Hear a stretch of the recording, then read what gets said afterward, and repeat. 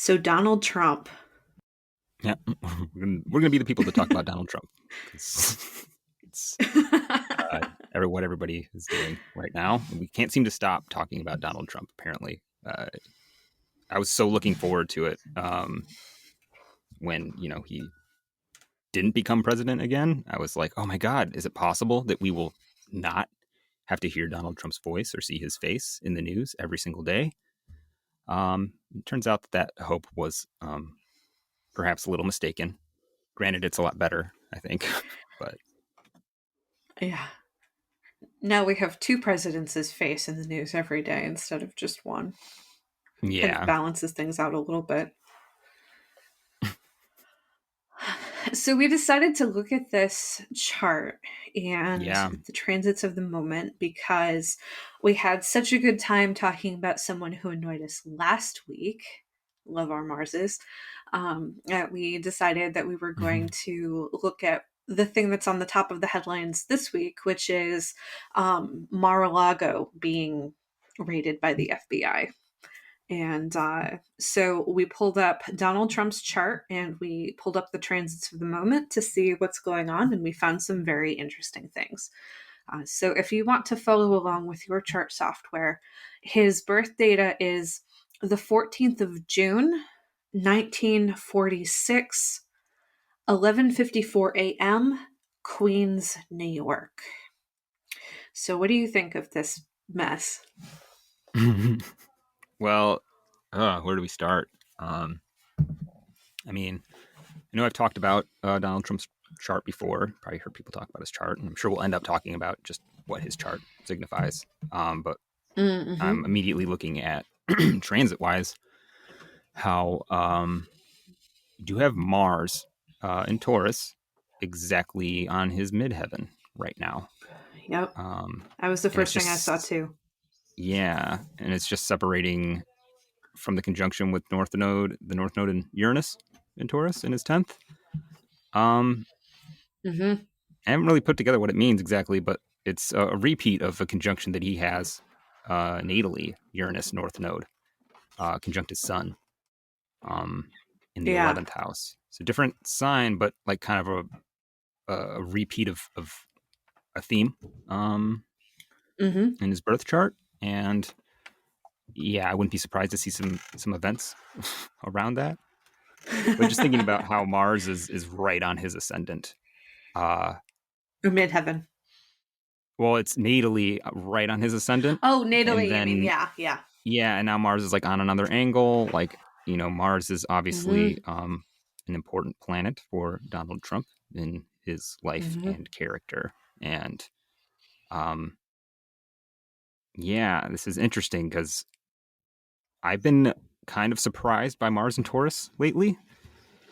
How so? Because it's been a reasonably favorable transit for me overall. I was expecting it to totally suck, having a day chart and a handful of planets in Taurus that I care about a lot, and it's actually been like pretty favorable for me overall. And Mars and Taurus, I'll see sometimes in birth charts as having this quality of, it is a theme that comes up around planets in detriment. It's that sort of subverting expectations quality. But you'll get Mars sort of like, I don't know, it's almost like it's on this revenge trail or something. Like, it seems to be like attacking men in powerful positions. Specifically men, it seems to me. Interesting. In powerful positions. I don't know. I have not been following the news as avidly as I would like to, but it does seem like there's like a lot of what's the word I'm looking for? Like the past sort of coming back to haunt people. Yeah, well, it's interesting. You mentioned that his perfection year is in Sagittarius, which for him is in the 5th house. So there's a one of the nicknames of the fifth house is the house of karma. And he has the south node and the moon in the fifth house. So it's like he's got, in evolutionary astrology, the south node is associated with karma. It's like he's got double karma going on in his perfection year. So it gives me this idea of kind of like chickens coming home to roost. And Saturn is edging up on his descendant. Not currently, because Saturn is retrograde. So it's like Saturn's at 22 degrees and it's going to keep moving backwards, but it's like applying to his moon. Or no, it's applying to the moon right now. Excuse me. But it's retrograde, so it's moving away from the descendant. But overall, of course, over time, Saturn's going to go direct, and then it's going to be hitting that 29 degree ascendant again, which is, one of the names of the seventh house is the house of open enemies. So, and rivals. So it's like he's got Mars on the midheaven. He's got Saturn eventually going to get to the descendant within orb, I think. And he's got that fifth house stuff going on really strongly this year, being really highlighted. And one of the significations of Jupiter that I think doesn't get enough attention is Jupiter's association with justice. In ancient Greek religion, Zeus was the arbiter of justice. And so Jupiter is, of course, going to be the ruler of that fifth house year. And Jupiter right now is in his ninth house, which is like in ancient astrology, the ninth house was the house of the gods. So it's like I can see him, it's like Jupiter is on the warpath in Aries. And I don't know, I think that you're right that this is a moment where, powerful men are being brought to justice and being brought down. But I think that he's particularly in the crosshairs given everything that's going on right now. It's like he's really seeing the fruits of his labors in a way that he doesn't usually tend to do because of you mentioned the way that that Saturn is besieged in his chart. Yeah. Sorry, I have a background noise going on right now. But yeah, there's a lot actually going on. Thinking about that Saturn and how it's approaching the descendant, and approaching an opposition with Mars, which is very close to Trump's ascendant. Right. And Saturn, it can be tricky because Saturn in Aquarius, it's kind of dignified Saturn, so it's sort of like representing the common man, or the the people in a sense, the underprivileged to some degree, sort of against the establishment. Yeah. Not always, for the better, but if I was looking at it as a transit, it's like, oh, you're, Mars, your Mars activities, might be called into question, sometime around now, or over the coming months or years, or even leading up to now. And it's interesting because you have an eclipse in his birth chart, and he's at least presumably ruled by the sun. His first house is ruled by the sun, so it's an important planet for him.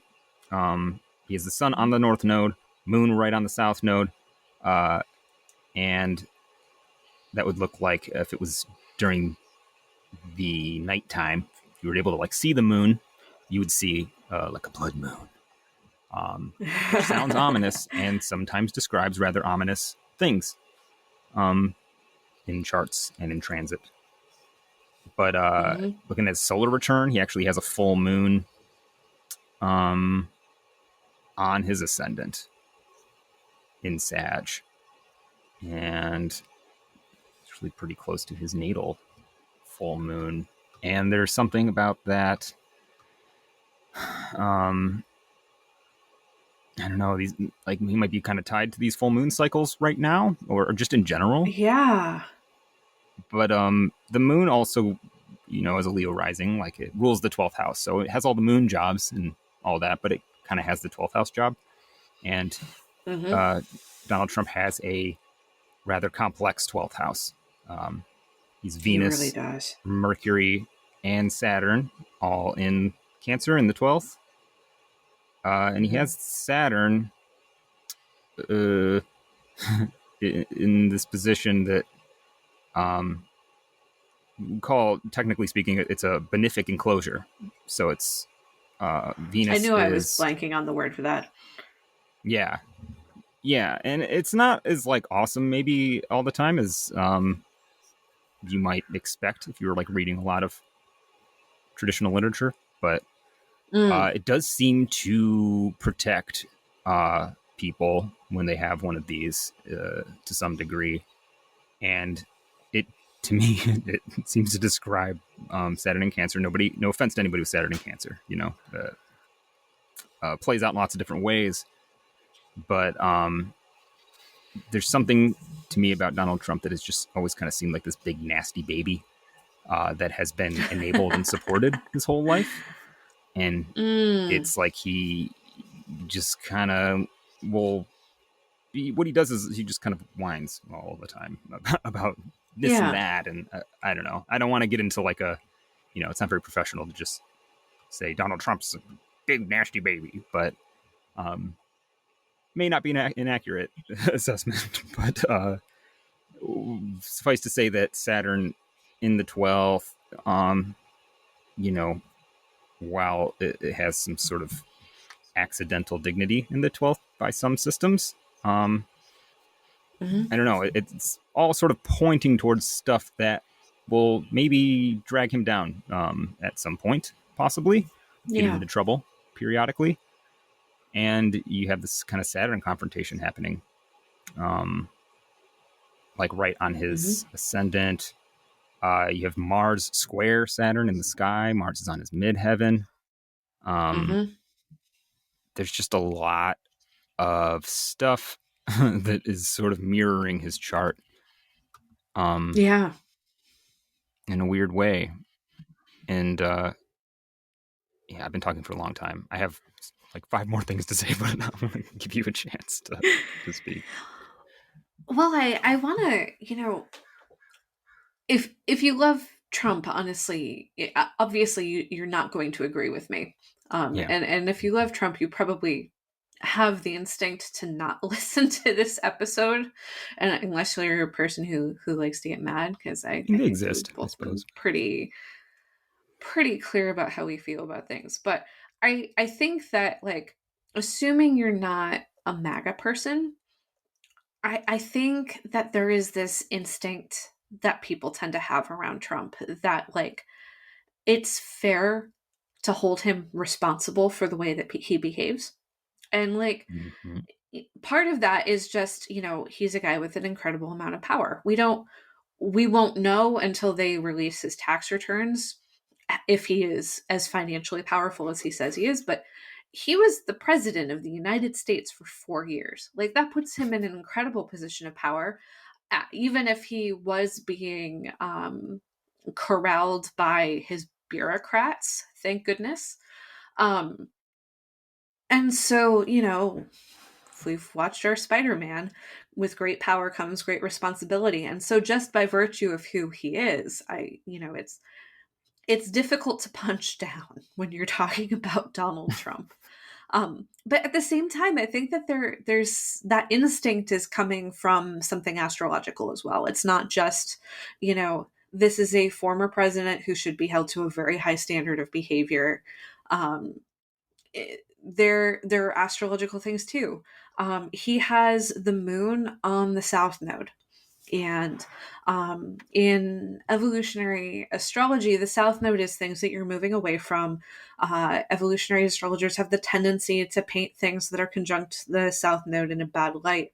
But planets conjunct the South Node are also planets that you have a lot of experience with and a lot of you should have a lot of skill with them. It's like South Node planets are kind of like kitchen knives for a chef. You know, if you have been a sushi chef for 45 years and you don't know how to use your knives, like people are entitled to call you incompetent because you've been a chef. You theoretically have had the chance to practice, you know, 5 days a week. You've been doing that for 45 years. Like, you know, maybe you're not going to be like Jiro, but you should be competent at using this tool. And well, yeah, you pretend for to the Trump, position of chef. So you should yeah, be held yeah, accountable to chef exactly. standards, right? Exactly. And Trump has the moon conjunct the South Node. And so in this metaphor, the moon is a tool that he should be very adept at using. He should be very adept at being emotionally healthy, controlling his emotions when it's appropriate, emotional self-care. And he's got all of these planets in Cancer in the 12th house. And, you know, normally, you know, you would cut somebody a lot of slack. You'd be like, okay, you know, the 12th house is really difficult to work with. He's got a lot of planets there. They're in Cancer, which, you know, I have Cancer in the 12th. So for me, Cancer is difficult to work with. So I am apt to give people who have Cancer placements more of the benefit of the doubt than maybe I otherwise would. But it's like, yeah, he was born with these difficult placements, but he should also be able to use those placements with a high degree of skill considering where his moon is. Like, I would be personally much more apt to cut him some slack with the way that he uses his sun, because he has the sun conjunct the north node, which means that in evolutionary astrology he was in a position in a past life where he was not able to grow and express a healthy ego.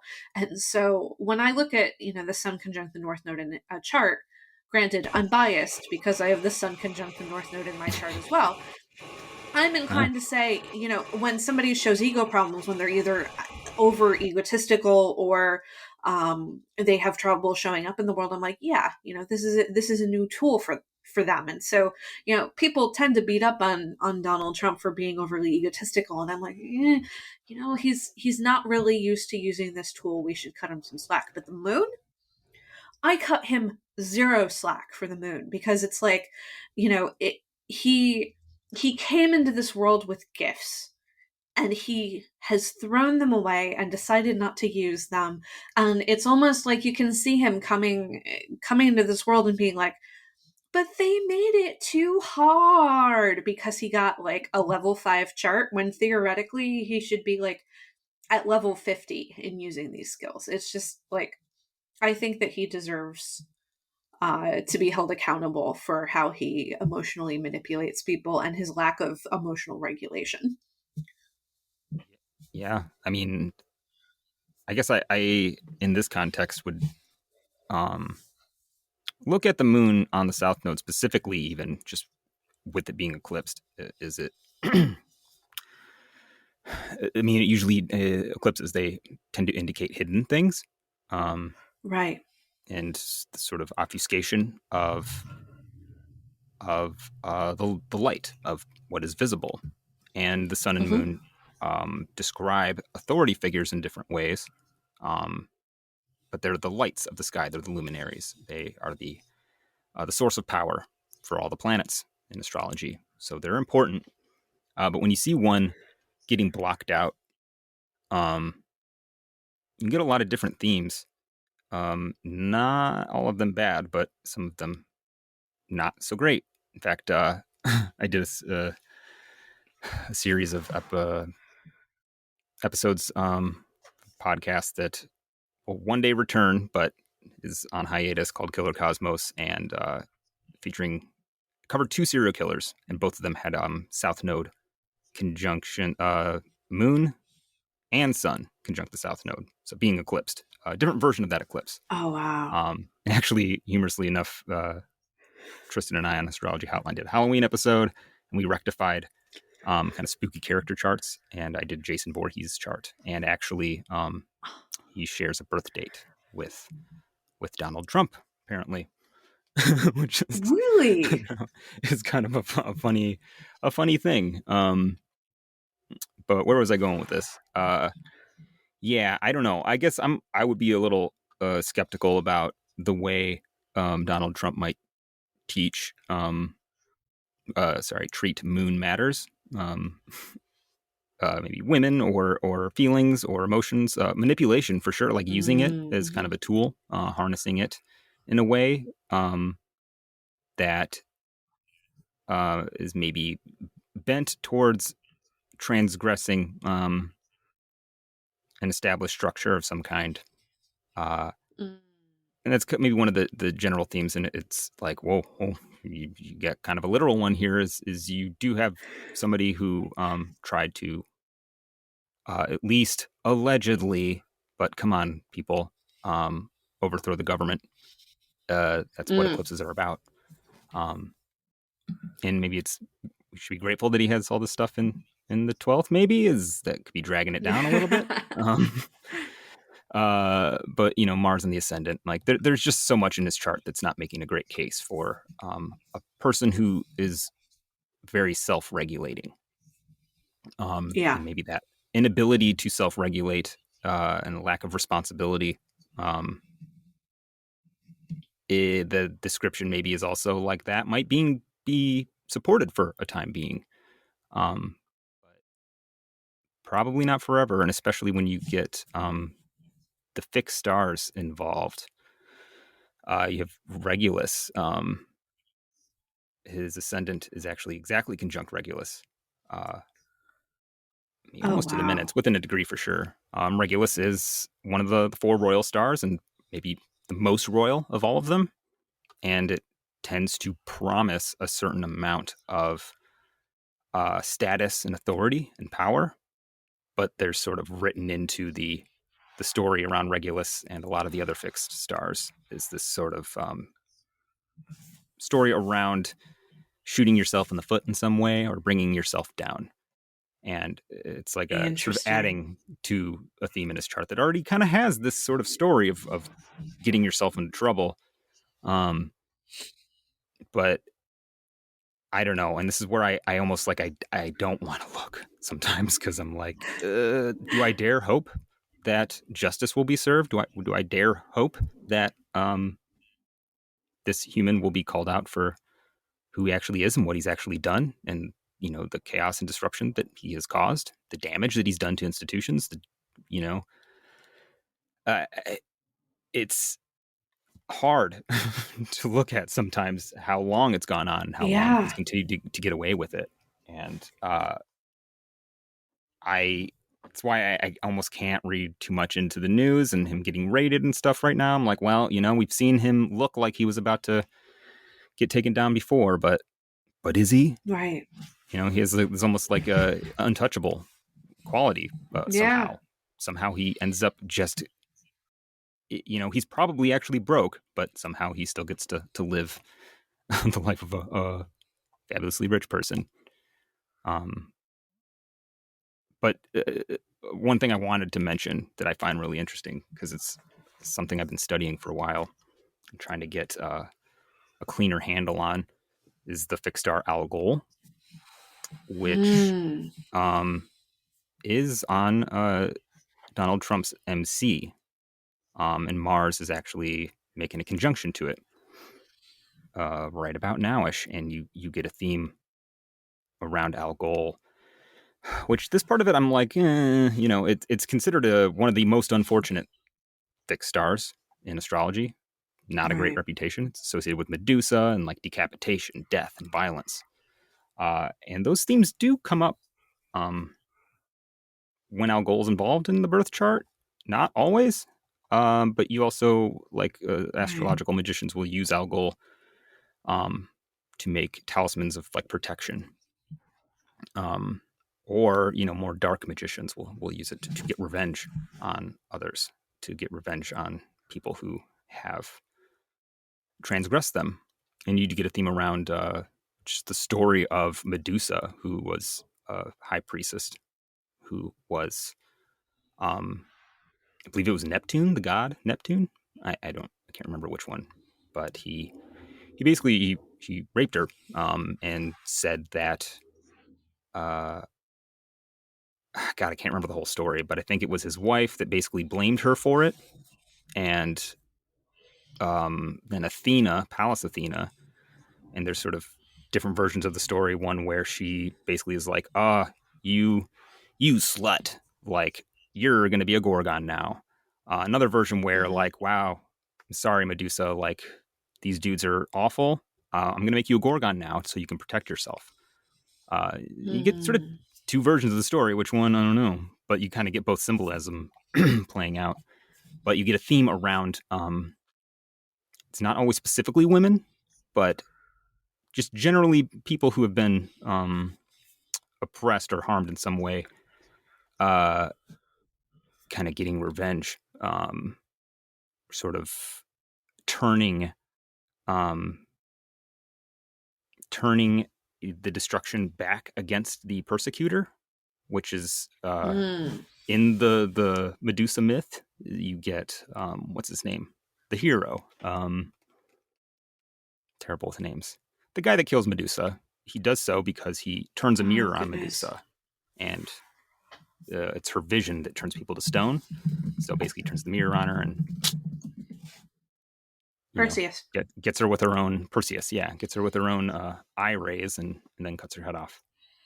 Right. And you do get that sort of mirror quality with Algol, like turning it back on people. And now you have Mars coming on up on Algol. Mars is like square Saturn. It's square in his natal Mars. It's approaching a square with his ascendant.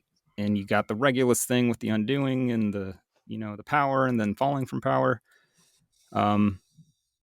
It's a lot pointing to a dramatic takedown that I'm afraid to get too hopeful for, because I don't want to be disappointed. Because I got to be honest, I, like a lot of people, find him to be a very problematic human being, and I think that it will be the best thing in the world for him to be made an example out of. I'm sorry to say it to people who might be offended by that, but it's how I feel, and I don't think that we need to dance around it. It is what it is. He's a criminal, and he's abused power, and we're America, and at some point we had a belief around the idea that we don't do that with power in America. Wink, wink, nudge, nudge. Yeah. Or do we? I don't know, but at least not obviously.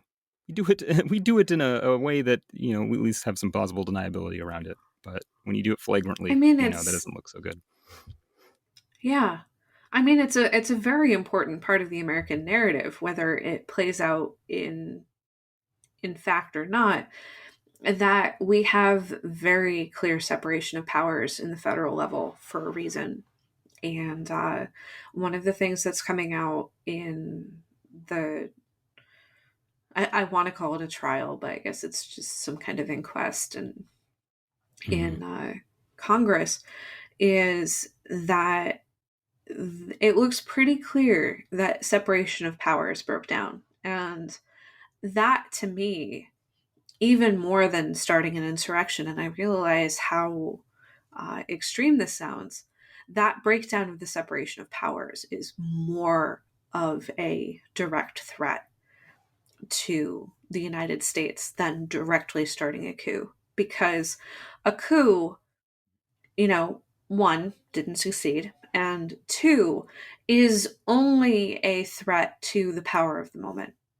But an administration who was able to so thoroughly break down the separation of powers in the federal government the way that Trump's administration did is not just a threat to the power of the moment. A coup can be reversed. It's a threat to the very structure of who this nation is supposed to be. It is a fundamental betrayal of the values that the country holds most dear. And it's like, you have somebody take power in an illegal way, you can throw them out of power. But if you break down the boundaries between if you break down separation of powers in this country, like, the government of the United States is so inefficient. Like, and this is by design, If you want things to run efficiently, you want a dictatorship, you want somebody who is able to make an order and have it carried out 5 minutes later. Yeah.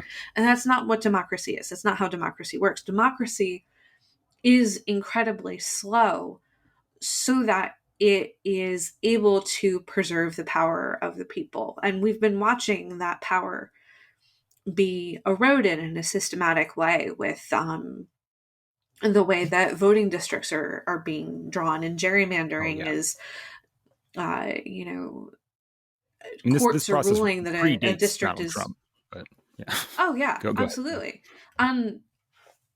We're getting, courts saying that a map is badly gerrymandered and then just upholding it anyway for no reason whatsoever. But you're right that this has been happening since before Donald Trump, but the separation of powers at the government level, to me, that is the biggest betrayal. That is the biggest expression of that Sun Uranus conjunction in his natal chart. Yeah. Yeah, I mean, I would think that just through my sort of analysis, like Uranus, the North Node, and the Sun being in a place where it's not terribly uncomfortable, it does okay in Gemini, right? It's in a fairly prominent house. That's a rather excessive Sun.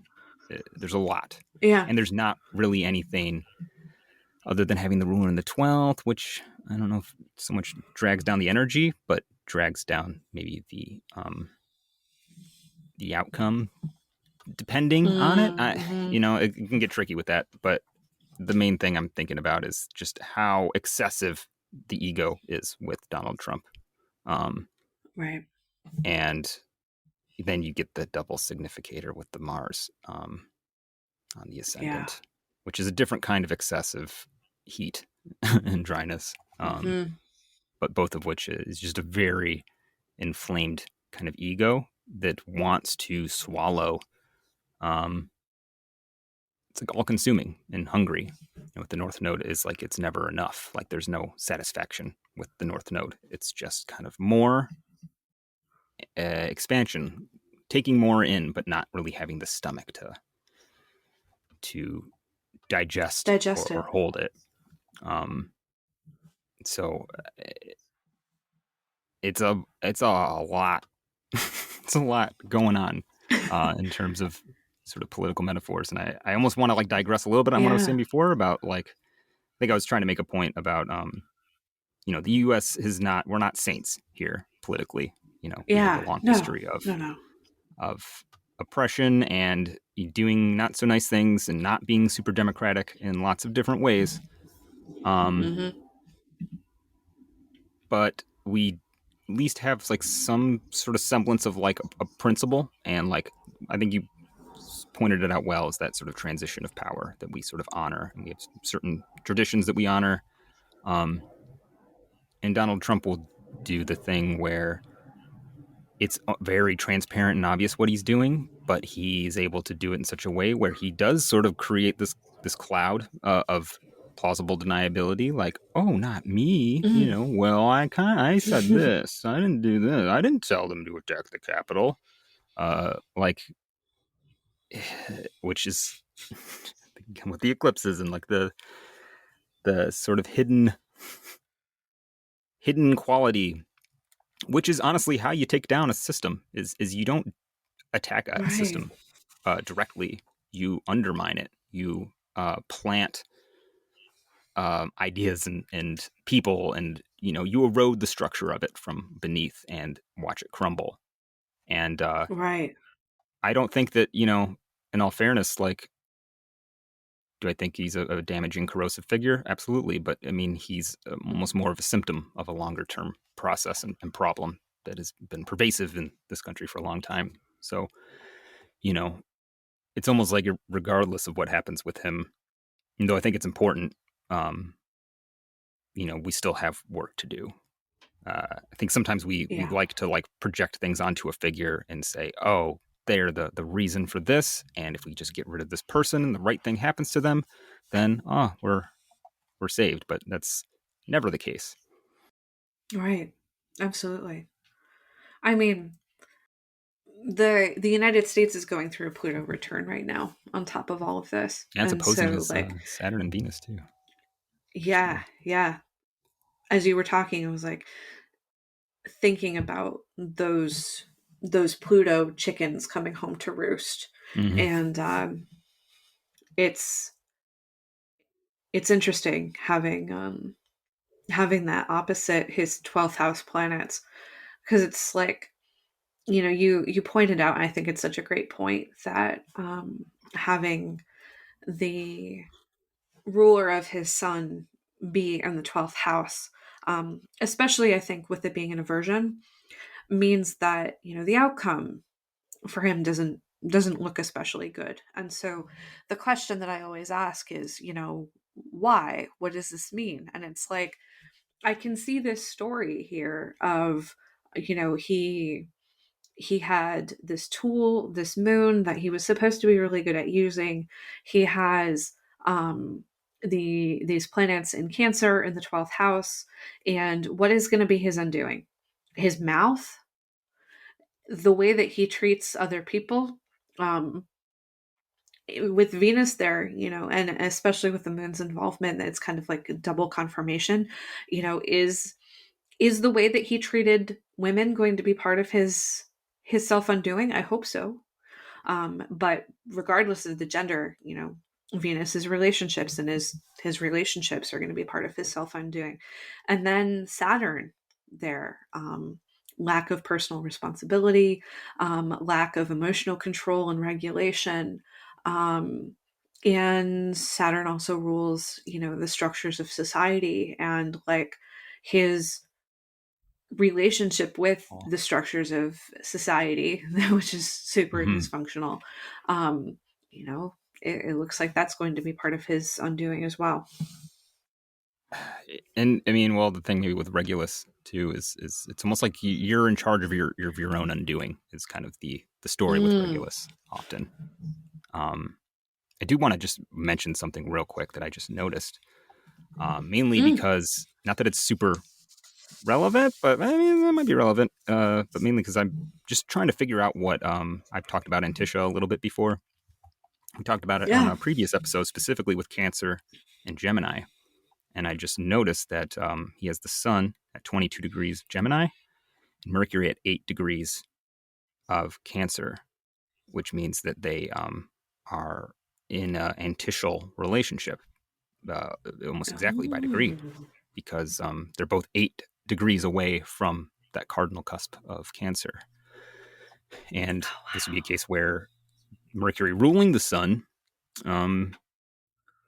it would be potentially, and how I've been sort of interpreting it and looking for more evidence of, is being kind of a mitigation for the aversion. Like, they see each other, or they have like each other's phone numbers, or like, but there's like a shadow component to it, which just is, just keeps showing up in his chart. It's just this like shadow and smoke and mirrors thing, which makes me really hesitant to even try to predict an outcome here. Which I don't usually make a huge practice of doing, but I'm just thinking about Mars about to hit Algol on his MC, and I was talking about earlier with the mirror thing. It's like, is Mars Trump's friend? Whose friend is it? Is he gonna weasel his way out of it by throwing a mirror up at his persecutors in some way, or what? Yeah, that's a really good question. I'm like, I prediction is definitely not my forte, and it's definitely not something that I claim to do. So it was one of those moments where I was really surprised to hear predictive astrology coming out of my mouth. But sometimes you know, especially with Mars and Gemini, I find myself saying things and I'm like, okay, well that's not that's not who I usually am. But Mm-hmm. I don't know. Like you're right. He's really good and he's gotten away with a lot of stuff. But I have this instinct that, you know, it can't, and maybe this is just my super optimistic Leo rising, but I'm just like, it can't last forever. It can't. And I mean, obviously it can't, because you know he's mortal though, and so, like, you know, even Injustice if can go on he for a long becomes, time.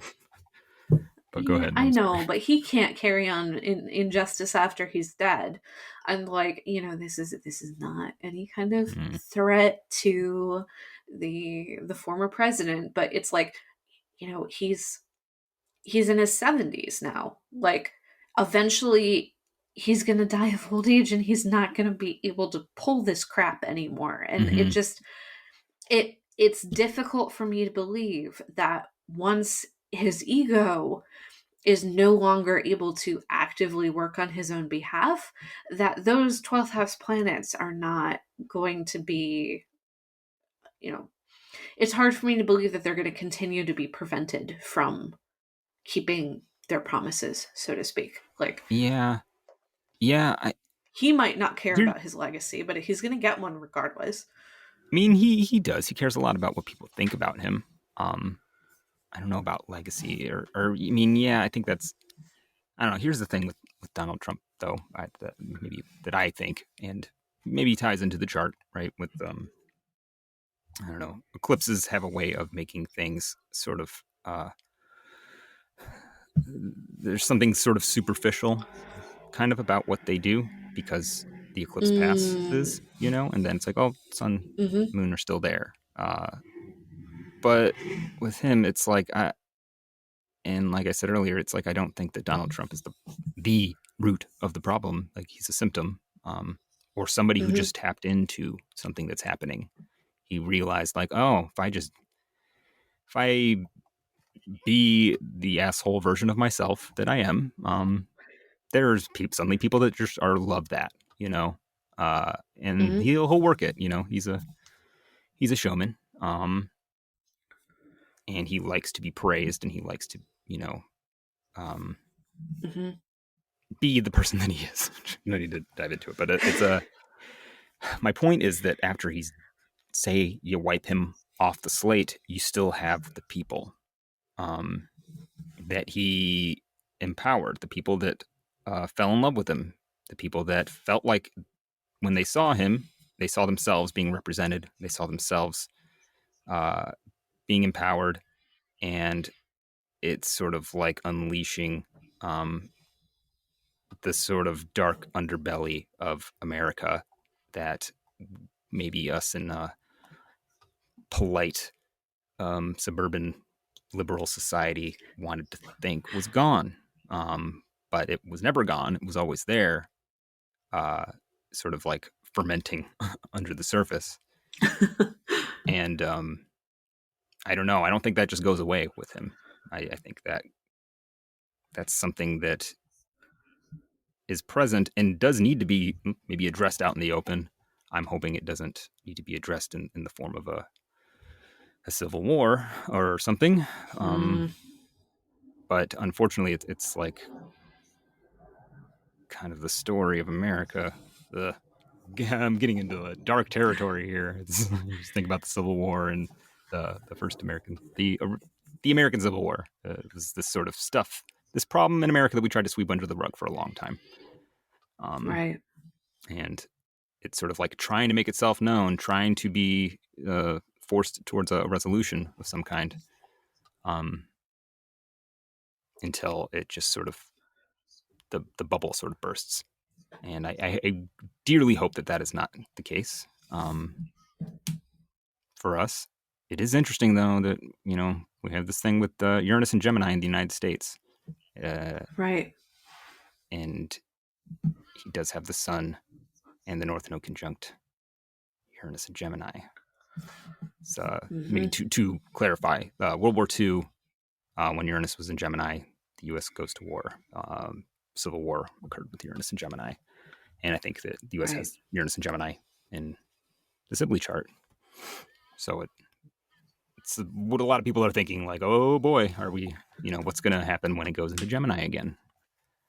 Yeah, and there was a Uranus and Gemini return during the Civil War, 7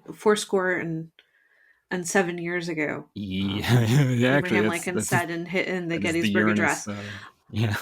And Uranus had returned 3 years before. It was roughly Uranus' cycle. Is it, 82 or 84 years? 84 years, yeah.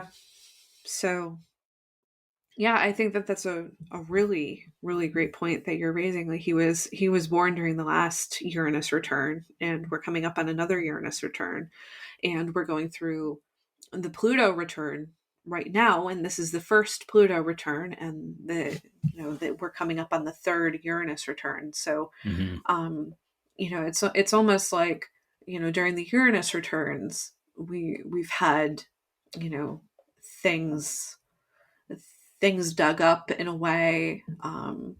It's like because the nation was born under a revolution, every time the revolutionary planet returns to the place where it was, there's some kind of, I don't know exactly how World War II plays in, but the Civil War was a second revolutionary war in a way. The South was staging a revolution, and it just happened to get put down.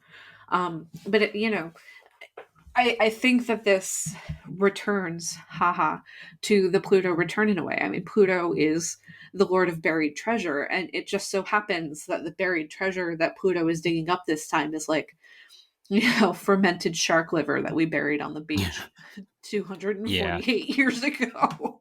Yeah. And maybe, I mean, it's the thing is, like, it may not seem like a treasure, perhaps, and it may not really be one, but I guess it's like if you have like a body under the floorboards that's been fermenting and stinking up your house for years, uncovering it might be a bit of a treasure because you can get rid of it. And not a body, it could be dead animal or something, like, or just something that smells pretty bad. But I don't know. I run into sort of a conundrum when I think about when I go down this line with astrology, because I don't typically like to, and it's kind of in fashion a little bit right now. And it's like, I don't want to be part of like the fear mongering that maybe that can create. Yeah. I don't want to create panic around these things, or even like make that the job of astrology to like predict the future for us. Because even if we can, I mean, I think that astrology, it's very poetic in the way that it brings themes and stuff. It's why the prediction element, it's like, yeah, kind of, but you usually get something maybe not quite so precise. But we're not going to be able to like say, hey, U.S. government, this astrology is really suggesting that we could be in for another civil war. Maybe we should do something about this. It's not like Uncle Sam's going to be like, you're right. Wow. That's so compelling. I think we need to change our ways. I mean, Nancy Reagan isn't in power anymore. Yeah. Yeah, I know. Yeah, seriously. But I mean, it's like, you don't need to look though to astrology for this. You can see it. People are already talking about it that aren't astrologers. Yeah. Like there's a sense that like, wow, we have some shit we need to sort out. But like, are we going to? I don't know. I don't know if astrology can answer that question either. It can kind of help. I mean, help you connect with it, but yeah. I mean, that's why I'm not shy about talking about these things, because I have Pluto conjunct the IC, square the AC, and my moon. Like, I'm going to be a Plutonian person anyway. But, but I think that talking in terms of change, talking in terms of there being the potential for justice, talking about, everybody can smell what stinks. And, half of the country is in the denial and the other half of the country can't breathe. And like, I think that looking at the astrology and saying, in the past, chickens have come home to roost during times like these. It's it's talking in terms of cycles of history, which I'm much more comfortable with than just flat prediction. But it's also giving people some hope, which is terrifying considering what we're talking about. Because these are really deep systemic problems that need to be fixed. I mean, there are so many things that we haven't talked about, that we've referenced vaguely, like the Civil War was obviously dealing with the specter of slavery and the way that the United States has treated people who are not white Anglo-Saxon Protestants. But there are all so many other things, like class issues that we have, issues that we have with Native Americans and the way that they have been treated by this country, the way that we have promised to take care of people who need help and we have betrayed that promise. Yeah. But the hope Go ahead. that there could be some kind of justice, I think, it's one of the things that's getting me through right now. I mean, there's still occasionally part of me that hopes for a better. I mean, I definitely do think that it's possible that we can, improve. And I guess, like, overall, when it's interesting you brought up history and like the cycles of history, and that really being kind of what astrology is in a lot of ways. Maybe like a more poetic version of that. I don't know. You get a lot of historians, or a lot of astrologers who were formerly historians, or people who study history, myself included. Yes. And I think it's because is that idea that maybe if you can grasp, history, you can grasp human nature and figure out what it is that, we need as a people to stop making the same fucking mistakes over and over again. I think that's maybe part of what drives it a little bit. At least for me. And that is basically what astrology ends up describing, is cycles of history. And when we're getting we're seeing the cycle come back again. Like, what are we going to do about it now? And you can look to the past, and you brought up, our relationship with just slavery is a good example, because it's the way we treat these topics. We'll often kind of have these half measures for a long time that don't end up addressing really the actual problem. Because even like making slavery legal in the North didn't really end slavery. It didn't really terribly improve. It improved certainly the circumstances of African Americans in terms of not being slaves anymore. But they're still oppressed in so many other ways that we're still working out today. And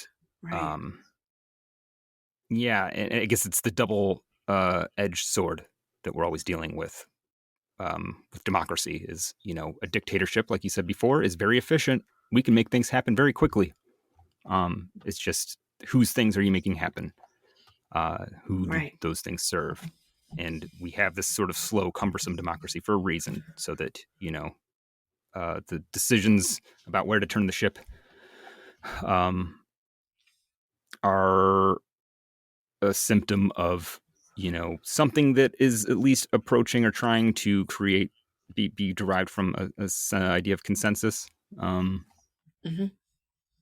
But, there's ways that falls short. What did Benjamin Franklin say? Was that that democracy is the worst system of government, except for all the other ones. And we don't have a perfect system.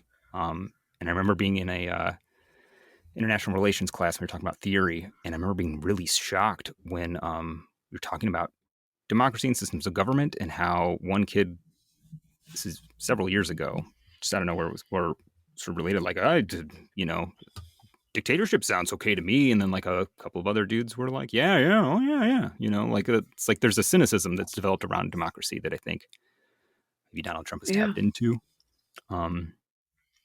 And I'm not saying it's the perfect system, but it's like we're not. I don't know. This gets icky and complicated. It's like, we have this thing called this attitude has been. I was just going to say we have this thing. with this thing called the Constitution that is sort of designed to protect us and keep us on a certain course. But sometimes that even could theoretically need to be updated too. But then once you start updating it, you open up the door to a whole can of worms that, is very threatening. But like, how long can any one system last? Well, I mean, you tell me, but didn't Jefferson say that he thought that the Constitution should be updated like once a decade? Oh, I hadn't heard of that, but that makes sense. And we've amended it, I mean, it sounds like him, doesn't it? Yeah, it sounds, yeah. And I mean, there's an acknowledgement, I think, that has to happen where maybe with Thomas Jefferson is that, like, this is a deeply problematic system. It's just less problematic than all the other ones that we've been using throughout human history. And there's almost like a nudge, like, this isn't maybe the final evolution of humanity. And, maybe even an acknowledgement that, like, no government and no system of government lasts forever. It's just that gets really scary, that period of chaos where, the changeover happens. What are you going to get? What are you going to switch over to? Is it going to be better? Is it going to be worse? For who? And I'm not advocating, I would love to not be alive during the time period when that happens. I'm not an advocate for chaos or for overthrowing any governments. But it, they say, was it the old curse? May you live in interesting times. Falsely attributed to China, but yes, I think that the false attribution is important there. There's a part of me that would really love to see another constitutional convention. Like, I don't want to see people running around the streets of Portland with guns any more than they already are. But I want to see a nationwide conversation, a real, honest conversation about what kind of country we want to live in. But there's also a part of me that is, I think, a realist. I don't know if it's a realist or a cynicist that says, if we had another constitutional convention, who would be holding the pen? And are they someone that I would trust? And it's difficult to believe that we could have another constitutional convention and not have the people who are in power right now be the ones who are in power at that convention. And it's just, I've made my feelings about Trump clear. But, I am tired of the people who have been in power for way too long. And I think it really says something that there was an article in the right-leaning publication, The Hill, that was honestly calling for AOC to run for president. Like, it was a really honest and thoughtful article, I thought. And I don't know if you blanked out or if you stopped. No, I didn't blank out. I think we're good. But we've got 30 seconds left. Oh, shoot. I thought I lost your connection for a second. No, we're both good. Yeah, the one thing that maybe is I've been thinking about for a while, I've been worried about is this idea that even you saying that you're tired, it's like there's a sense that, like, people maybe just don't want to be part of the same country anymore. And I don't know what that means for the future. I don't know either.